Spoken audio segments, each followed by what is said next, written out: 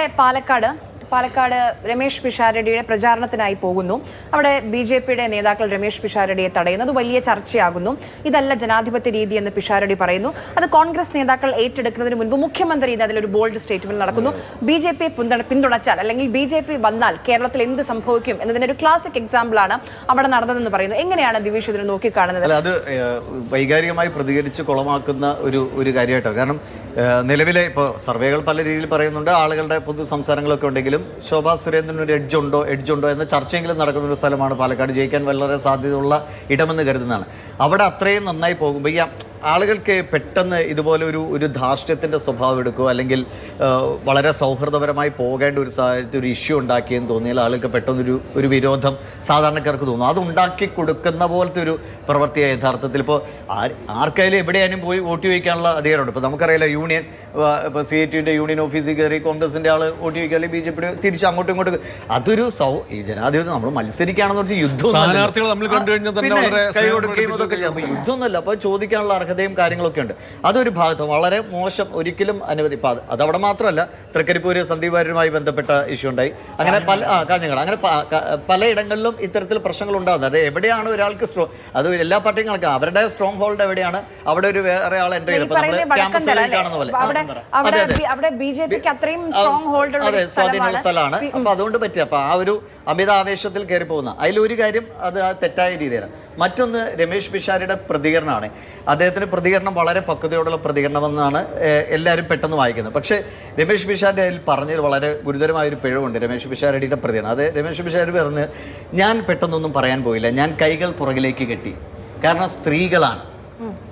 ഞാൻ അത് ഒറ്റയടിക്ക് കേൾക്കുമ്പോൾ നിങ്ങൾക്ക് കുഴപ്പം തോന്നില്ല. പക്ഷെ ആ പറയുന്നൊരു കാരണം സ്ത്രീകളാണ്, ഞാൻ കൈകൾ പുറകിലേക്ക് കെട്ടി, ഒന്ന് തൊട്ടാൽ പ്രശ്നമാകും, സ്ത്രീകൾ പ്രശ്നം. അപ്പോൾ എല്ലാ സ്ത്രീകളും അല്ലെങ്കിൽ ഒന്ന് തൊടുമ്പോഴേക്കോ അല്ലെങ്കിൽ ഏതെങ്കിലും രീതിയിൽ പെട്ടെന്നൊരു ഇത്തരം ഇഷ്യൂസ് ഉണ്ടാകും എന്ന് തോന്നൽ ഉളവാക്കും വിധമുള്ളൊരു പ്രതികരണമാണ് പിഷാരടി അടുത്ത്. അതിൻ്റെ അത് ആ രീതിയിൽ ആളുകൾ വ്യാഖ്യാനിച്ചു, അല്ലെങ്കിൽ പിഷാരടി തന്നെ അത് തെരഞ്ഞെടുപ്പുമായി ബന്ധപ്പെട്ട എല്ലായിടങ്ങളിലും ഒറ്റപ്പെട്ട സംഭവങ്ങൾ ഇങ്ങനെയൊക്കെ നടക്കും. പക്ഷെ ഇതിന്റെ രാഷ്ട്രീയ സാധനങ്ങൾ ആലോചിക്കണം. കാരണം എന്ന് പറഞ്ഞാൽ അത് BJP ആണല്ലോ അവിടെ കോൺഗ്രസുമായിട്ട് ഡയറക്റ്റ് ഫൈറ്റിലേക്ക് പോകുന്നത്. അവിടെ ഈ പ്രശ്നങ്ങൾ ഉണ്ടാകുന്നു. കൃത്യമായി അതിൽ മുഖ്യമന്ത്രി ഇടപെടുന്നു. മുഖ്യമന്ത്രിയുടെ ഇടപെടൽ വരുന്നു. അത് കൃത്യമായി BJPക്കെതിരെ മുഖ്യമന്ത്രി സ്റ്റാൻഡ് എടുക്കുന്നു ശക്തമായിട്ട്. എന്തുകൊണ്ട് കോൺഗ്രസ് പ്രതികരിക്കുന്നില്ല, മറിച്ചുള്ള ചോദ്യം അങ്ങോട്ട് ചോദിക്കുന്നു. അതാണ് അതിൽ പൊളിറ്റിക്സ്. കറക്റ്റ്. കാരണം അവിടെ പ്രചാരണം കോൺഗ്രസ് നടത്തുമ്പോഴും ശക്തമായ BJP വിരുദ്ധ ക്യാമ്പയിൻ ഒന്നും അവിടെയും കേരളത്തിൽ എവിടെയും ഇല്ല. ഇപ്പൊ 2021 കോൺഗ്രസ് ചെയ്തതുപോലെ ഒരു BJP വിരുദ്ധ ക്യാമ്പയിൻ ഇവിടെയില്ല. എന്തുകൊണ്ടെന്നാൽ ന്യൂനപക്ഷ വോട്ടുകളുടെ, മുസ്ലിം ന്യൂനപക്ഷത്തിന്റെ വോട്ട് അവരുടെ പെട്ടിയിലാണ് എന്ന ഉറച്ച ബോധ്യം അവർക്കുള്ളത് കൊണ്ട് തന്നെ അവർ മറ്റേനി അതിൽ പ്രത്യേകിച്ച് ഒരു സ്റ്റാൻഡ് എടുക്കുകയോ ഗിമ്മിക്ക് കാണിക്കുകയോ വേണ്ട എന്നുള്ള അമിത ആത്മവിശ്വാസത്തിലാണ് ഇപ്പോൾ കോൺഗ്രസ് നിൽക്കുന്നത്. അതിനുള്ള ഒരു കൊട്ടാണ് ഇന്ന് മുഖ്യമന്ത്രി കൊടുത്തിരിക്കുന്നത്. ഇനി കൂടുതൽ പ്രതികരണങ്ങൾ ഇതിൽ വരുമെന്ന് ഞാൻ വിചാരിക്കുന്നു. ശരി, ഈ പേരാമ്പ്രയിലേക്ക് കൂടി നമ്മളൊന്ന് പോകണം. ഇതിനകത്ത് ഇപ്പം ഈ തടയൽ സംഭവം അതൊരു സാധാരണ കാര്യമാണ്. തെരഞ്ഞെടുപ്പ് കാലത്ത് ഇങ്ങനെ പ്രത്യേകിച്ച് ടൈറ്റ് ഫൈറ്റ് നടക്കുന്ന മണ്ഡലങ്ങളിലേക്ക്. ഇപ്പോൾ എനിക്ക് തോന്നുന്നു ഈ തെരഞ്ഞെടുപ്പിൽ ആദ്യം വന്ന ദൃശ്യങ്ങൾ എന്ന് പറയുന്നത്, ഒരു തടയൽ ദൃശ്യം എന്ന് പറയുന്നത്, തിരുവല്ലയിൽ NDAയുടെ സ്ഥാനാർത്ഥിക്ക് വേണ്ടി വോട്ട് ചോദിച്ചു പോയ കുറച്ച് വനിതാ പ്രവർത്തകരെ അവിടുത്തെ ബ്രാഞ്ച് സെക്രട്ടറി നിന്ന് തടയുന്നതാണ്. എന്തൊക്കെ അസഭ്യമാണ് അയാൾ അവിടെ പറഞ്ഞതെന്നറിയോ? അതിന്റെ വീഡിയോ വന്നു. പക്ഷെ ഇത്ര വലിയ ചർച്ചയൊന്നും ആയില്ല. അബിൻ വർക്കിയെ തടഞ്ഞു.